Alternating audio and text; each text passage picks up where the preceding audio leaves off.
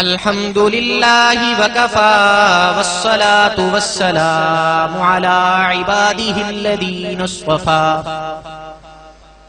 اما بعد اعوذ باللہ من الشیطان الرجیم بسم اللہ الرحمن الرحیم ما كان محمد أبا أحد من رجالكم ولكن رسول الله وخاتم النبيين قال الله تبارك وتعالى في القرآن المجيد والفرقان الحميد إنا نحن نزلنا الذكر وإنا له لحافظون قال النبي صلى الله عليه وسلم أنا خاتم النبيين لا نبي بعدي وقال النبي صلى الله عليه وسلم أصحابي كالنجوم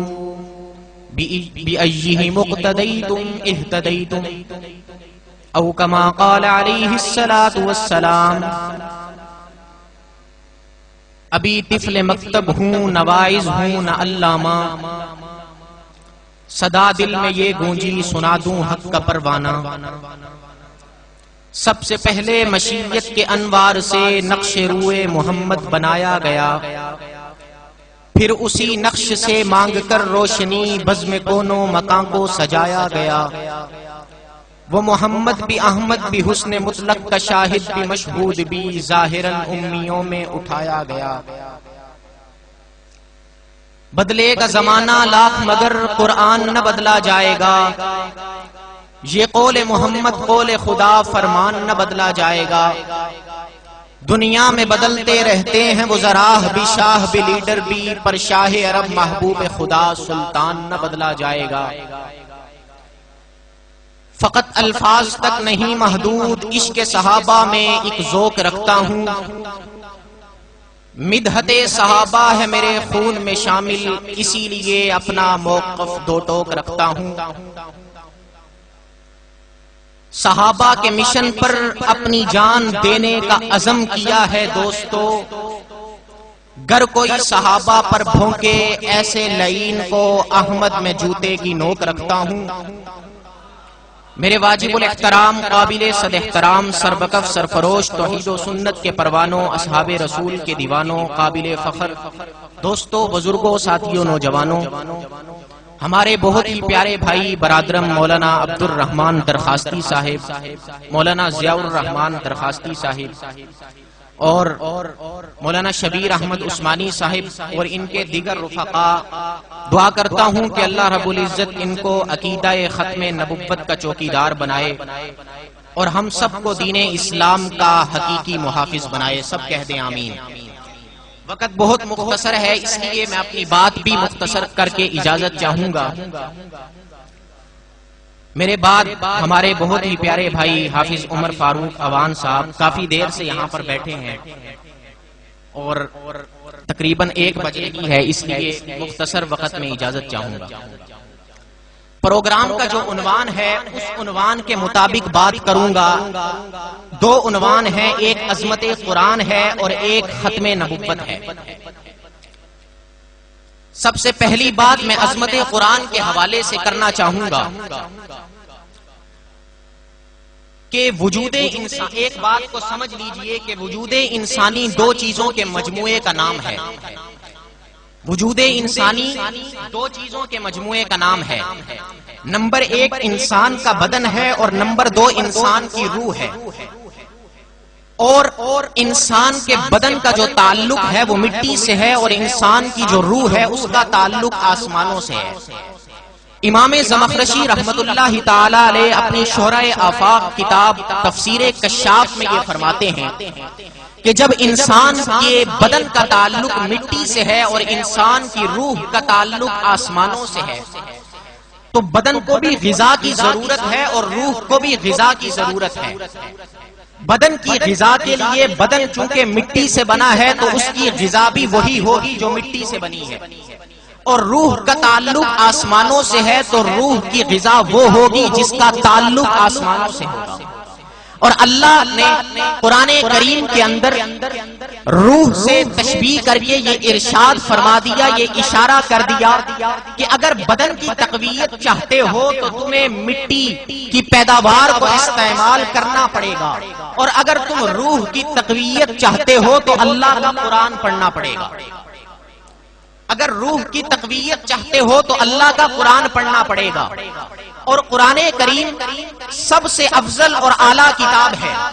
قرآن کریم صرف ایک کتاب کا نام نہیں ہے، قرآن کریم ایک مشن کا نام ہے، قرآن کریم ایک پیغام کا نام ہے، قرآن کریم حقیقت کا آئینہ ہے، قرآن کریم صداقت کا درس دیتا ہے، قرآن کریم عدل کا پیغام دیتا ہے، قرآن کریم کفر و باطل کا فرق بتاتا ہے، قرآن کریم اسلام کو واضح کرتا ہے، قرآن کریم انصاف کو واضح کرتا ہے، قرآن کریم جھوٹ کو دفع کر کے سچ کا پیغام دیتا ہے، قرآن کریم ہر موڑ پر زندگی کے اصول و ضوابط بتاتا ہے، قرآن کریم اپنا تعارف بھی خود بتاتا ہے. اگر قرآن سے پوچھا جائے کہ قرآن تیرا نام کیا ہے، قرآن جواب میں کہتا ہے قرآن مجید، میرا نام قرآن مجید ہے. قرآن سے پوچھا جائے تیری زبان کیا ہے، قرآن جواب دیتا ہے بلسان عربی مبین، میری زبان عربی ہے. قرآن سے پوچھا جائے کہ قرآن تو کہاں رہا، قرآن جواب دیتا ہے فی لوح محفوظ، میں مسکن میں رہا. قرآن جواب دیتا ہے کہ میں کون سے مہینے میں آیا، شہر رمضان الذی انزل فیہ القرآن. اگر قرآن سے پوچھا جائے کہ قرآن تو کس پر نازل ہوا تو قرآن جواب دیتا ہے نزل علی محمد. اگر قرآن سے پوچھا جائے کہ تو اس دنیا کائنات میں کس لیے آیا تو قرآن جواب دیتا ہے ھدی للناس. اگر قرآن سے پوچھا جائے کہ کس رات میں آیا تو قرآن جواب دیتا ہے انا انزلناہ فی لیلۃ القدر. اگر قرآن سے پوچھا جائے تیری حفاظت کی گارنٹی کیا ہے، قرآن جواب دیتا ہے انا نحن نزل. قرآن جواب دیتا ہے. اور اللہ کے نبی نے یہ ارشاد فرما دیا کہ خیرکم من تعلم القرآن وعلمہ. تم میں سے بہترین شخص وہ ہے، تم میں سے افضل ترین شخص وہ ہے جو قرآن کریم کو پڑھتا ہے اور قرآن کریم کو سمجھتا ہے. اور یہ بتا دیا القرآن حجت لک علیک، یا قرآن تیرے حق میں گواہ ہوگا یا تیرے خلاف گواہ ہوگا. یہ کملی والے نے ہمیں بتا دیا. اور میں جب عظمت قرآن کا موضوع ہوتا ہے تو میں ایک سند سنایا کرتا ہوں، اور وہ میں سند بھی آپ کو سنانا چاہتا ہوں. اس سند کو سنانے کا مقصد یہ ہے کہ میں بتانا چاہتا ہوں کہ قرآن کریم مستند کتاب تو ہے، لیکن اس کی جو سند ہے وہ بھی مستند ہے. جو اسکول اور کالج کے یہاں پر نوجوان بیٹھے ہوں گے وہ کبھی اپنے سر سے جا کر یہ سوال کریں کہ جناب والا آپ نے یہ کیمسٹری اور فزکس اور یہ فلاں کتاب کہاں سے پڑھی ہے. وہ جواب دے گا میں نے فلاں سر سے پڑھی ہے، فلاں سر سے پڑھی ہے. لیکن کوئی مستند سند نہیں ملے گی، اس کا کوئی آخری استاد نہیں ملے گا. لیکن میں یہ دعوے سے کہہ سکتا ہوں کہ قرآن کریم کی سند میں بطور استاد اللہ تعالیٰ کا نام آتا ہے. میں وہ سند سنانا چاہتا ہوں کہ میں نے قرآن کریم پڑھا ہے اپنے استاد محترم الشیخ القاری محمد زبیر احمد رحیمی سے. انہوں نے قرآن کریم پڑھا ہے قاری عبداللہ رحیمی سے. انہوں نے قرآن کریم پڑھا ہے قاری طاہر رحیمی سے. انہوں نے قرآن کریم پڑھا ہے الشیخ القاری رحیم بخشپانی پتی سے. انہوں نے قرآن کریم پڑھا ہے قاری فتح محمد سے. انہوں نے قرآن کریم پڑھا ہے محی الاسلام العثمانی سے. انہوں نے قرآن کریم پڑھا ہے عبد الرحمن العامہ سے. انہوں نے قرآن کریم پڑھا ہے امام الدین الامروہی سے. انہوں نے قرآن کریم پڑھا ہے قاری کبیر الدین سے. انہوں نے قرآن کریم پڑھا ہے غلام مصطفیٰ دہلوی سے. انہوں نے قرآن کریم پڑھا ہے غلام محمد دہلوی سے. انہوں نے قرآن کریم پڑھا ہے عبد المجید دہلوی سے. انہوں نے قرآن کریم پڑھا ہے عبد الغفور دہلوی سے. انہوں نے قرآن کریم پڑھا ہے عبد الخالق المنوفی سے. انہوں نے قرآن کریم پڑھا ہے شمس الدین علامہ سے. انہوں نے قرآن کریم پڑھا ہے شہادت الیمنی سے. انہوں نے قرآن کریم پڑھا ہے برہان الدین العلی سے. انہوں نے قرآن کریم پڑھا ہے المحقق شمس الدین ابی الخیر محمد ابن الجزری سے. انہوں نے قرآن کریم پڑھا ہے عبد الرحمن البغدادی سے. انہوں نے قرآن کریم پڑھا ہے ابی عبداللہ سے. انہوں نے قرآن کریم کریم پڑھا ہے ابی الحسن علی شل کمال الشاطبی سے، انہوں نے قرآن کریم پڑھا ہے ابی الحسن علی شبر حزین سے، انہوں نے قرآن کریم پڑھا ہے طاہر بن غلبون سے، انہوں نے قرآن کریم پڑھا ہے ابی عمر و عثمان بن سعید الطانی سے، انہوں نے قرآن کریم پڑھا ہے ابی الیاس احمد الاشنانی سے، انہوں نے قرآن کریم پڑھا ہے سید الطائفہ ابی عمر حفص الکوفی سے، انہوں نے قرآن کریم پڑھا ہے امام عاصم الکوفی سے، انہوں نے قرآن کریم پڑھا ہے شیخ سعد بن الیاس سے، اور انہوں نے قرآن کریم پڑھا ہے سیدنا زید بن ثابت، سیدنا علی المرتضی، سیدنا ابی بن کعب رضوان اللہ مجمعین سے، اور ان تمام صحابہ نے قرآن کریم کو پڑھا بھی ہے، سنا بھی ہے، سمجھا بھی ہے، سیکھا بھی ہے، حفظ بھی کیا ہے، یاد بھی کیا ہے۔ میرے اور آپ کے محبوب پیغمبر ساقی کوثر، شافی محشر، کائنات کے بہتر، کائنات کے محور، آمنہ کے رخت جگر، عبداللہ کے نور نظر، امام الانبیاء، خاتم الانبیاء، سید الاسقیاء، امام الاولین والآخرین، سید الصالحین، سید العارفین، بدر الدجا، شمس الضحی، نور الہدی، ہادی بان و متا، فخر دو جہاں، حسن کائنات، پیکر کائنات، مرتبہ کائنات، رسول کائنات، نبی کائنات، ابوبکر عمر، عثمان و حیدر کے پیغمبر، رقیہ زینب ام کلثوم، فاطمہ الزہرا کے ابا، حسنین کے نانا، میرے آقا نور مجسم، فخر دو عالم، بلند آواز سے بولیے صلی اللہ علیہ وسلم سے۔ اور اللہ کے نبی نے قرآن لیا ہے سید الملائکہ، امام الملائکہ، قائد الملائکہ، فخر الملائکہ، حضرت جبریل علیہ السلام سے، اور حضرت جبریل علیہ السلام نے قرآن کریم لیا ہے خالق کائنات، مالک کائنات، خالق ارض و سماوات، اللہ رب العزت کی ذات سے۔ ہمارے پاس قرآن کریم کی مکمل سند بھی موجود ہے، اور یہ قرآن کریم کہاں پڑھایا جاتا ہے؟ مدارس کے اندر۔ اور آج یہ عزم کرو کہ آپ اپنے گھر میں سے ایک بچے کو حافظ قرآن ضرور بنائیں گے، کم سے کم بنائیں گے۔ وہ ایک بات پھیلی ہوئی ہے، وہ کہتے ہیں کہ مولوی بن جائے گا تو کھائے گا، اور جب مولوی کھا لے تو پھر کہتے ہیں اس کے پاس آقا۔ ادھر بھی مرتے ہیں اور ادھر بھی ہم سے خوش نہیں ہے اور ادھر بھی خوش نہیں ہے۔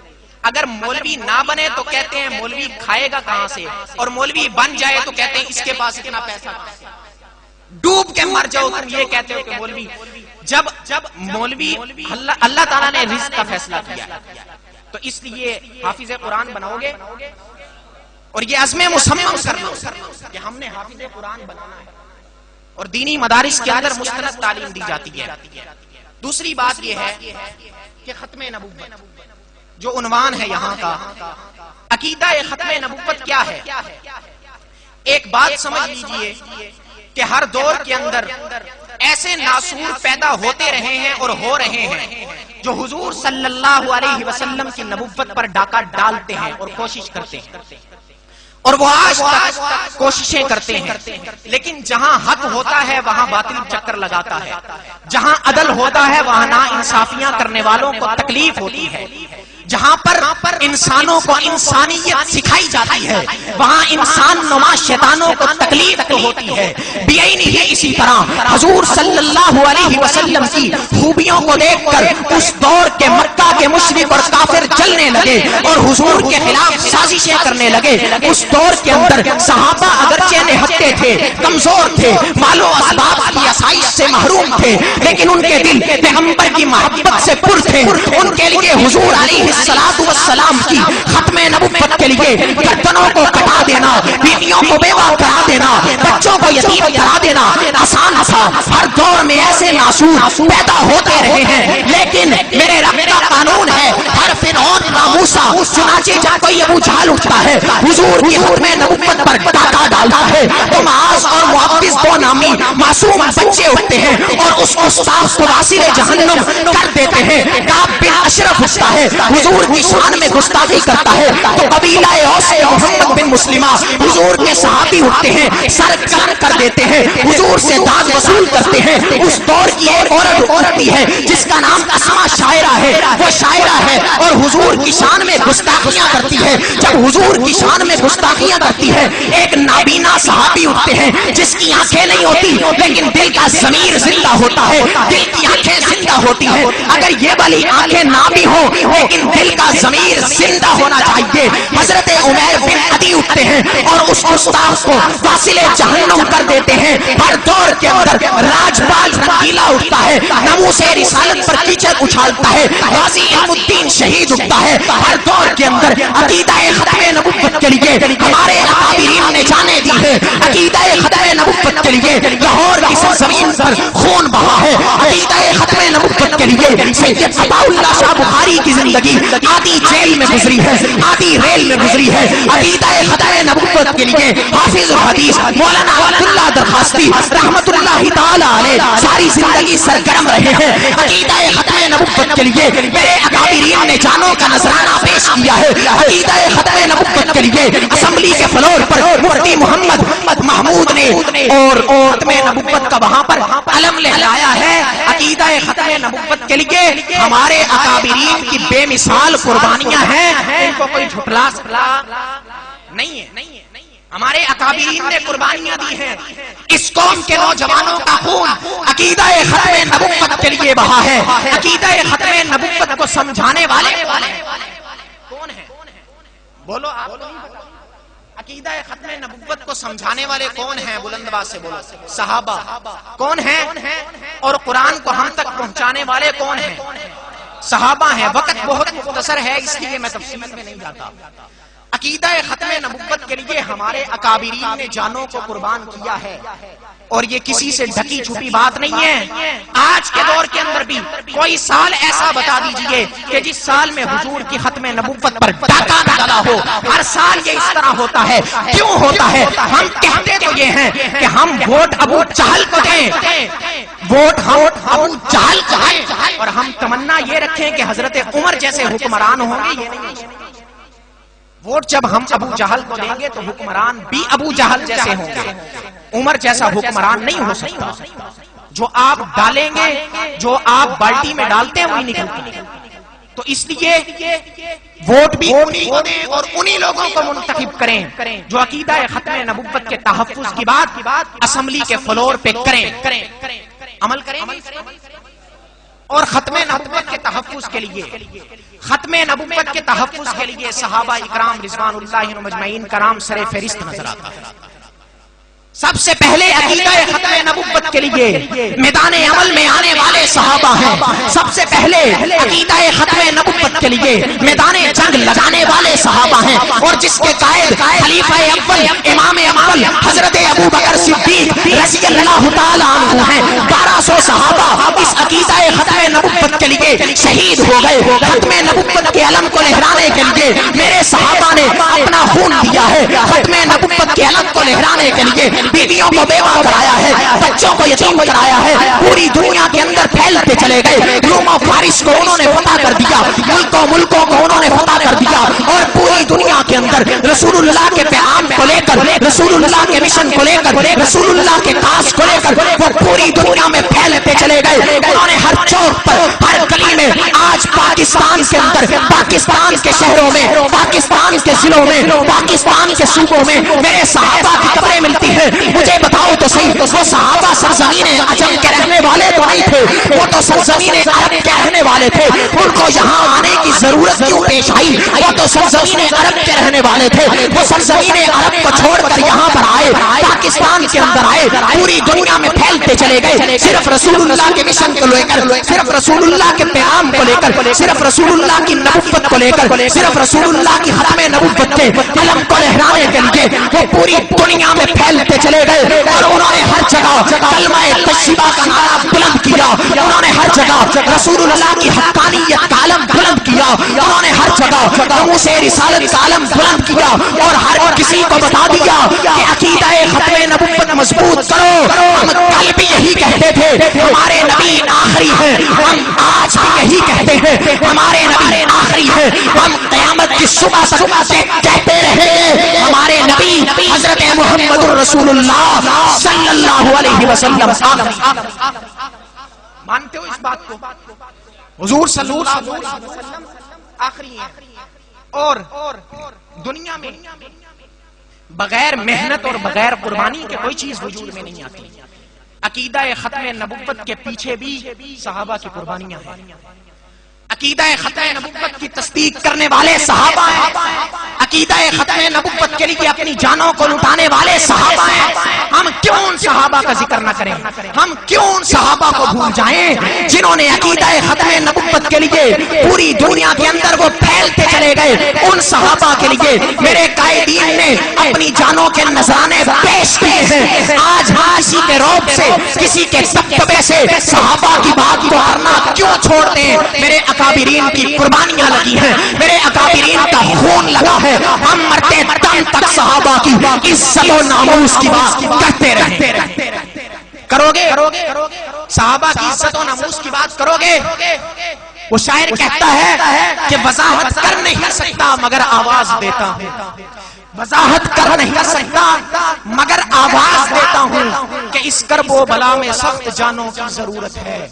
کہاں ہیں سید الکونین کی امت کے دیوانے کہ ناموس نبی کے پاسبانوں کی ضرورت ہے. تحفظ ہو سکے ہم سے نگر ناموس احمد کا تو پھر یہ زندگی سراسر ایک تہمت ہے. تحفظ ہو سکے ہم سے نگر ناموس احمد کا تو پھر یہ زندگی سراسر ایک تہمت ہے. اور اقبال نے یہ کہہ دیا تھا کہ کی محمد سے وفا تو نے تو ہم تیرے ہیں کہ جہاں چیز ہے کیا لوح و قلم تیری. حضور کی ذات اور حضور کی عزت محفوظ نہیں، ہماری کوئی عزت نہیں، ہماری کوئی اوقات نہیں. پہلے حضور کی عزت ہے، پہلے حضور کی ناموس کی بات ہے، پہلے دین کے دفاع کی بات ہے، بعد میں ہماری بات.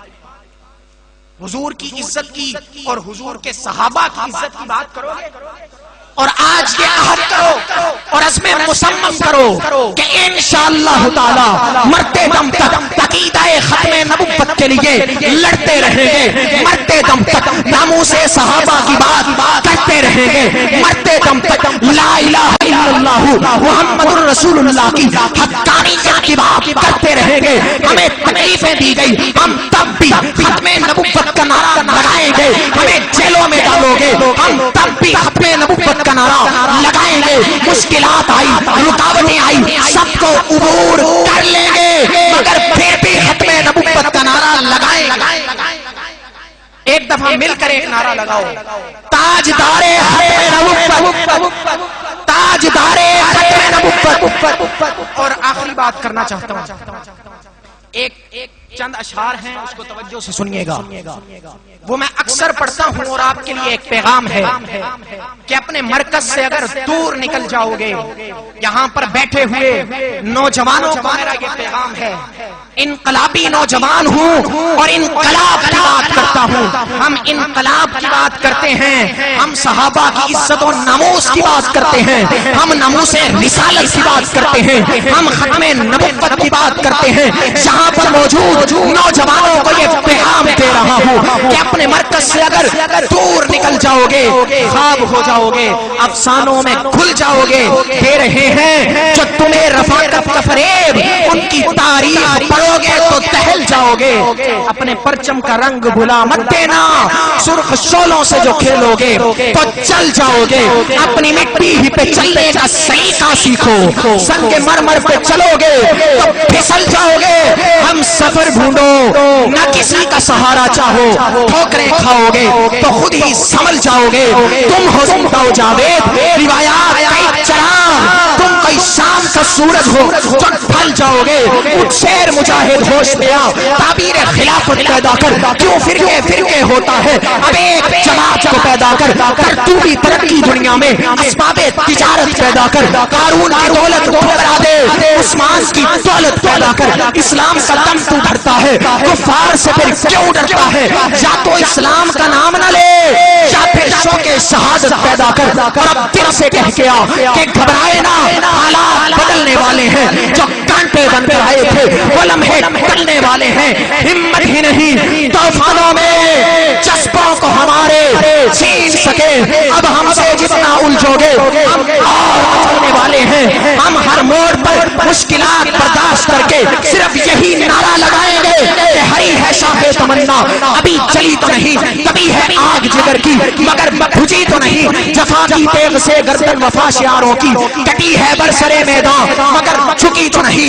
کل بھی میرا یہ پیغام تھا, آج بھی میرا یہ پیغام ہے, صدیوں تک یہ پیغام کہتا رہوں گا کہ فنا فی اللہ ہمیں بتاتا باس مسمر ہے, جسے مرنا نہیں آتا اسے سینا نہیں آتا. کمال. ماشاءاللہ ماشاءاللہ.